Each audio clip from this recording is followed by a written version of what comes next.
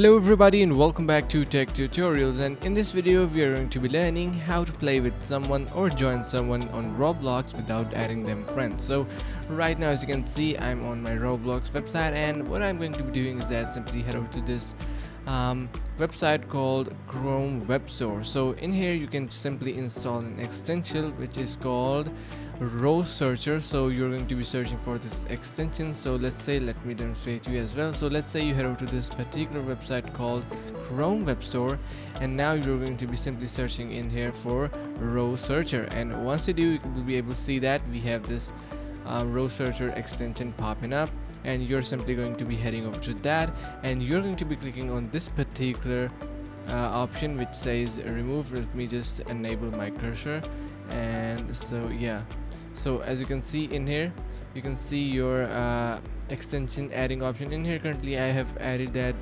already, so you can simply click on this option which will be saying that install.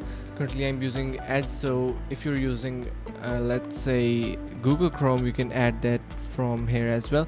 So you can simply, after adding that, you need to head back to Roblox, and in here head over to your friends, and once you do, let's say I search for any particular friend called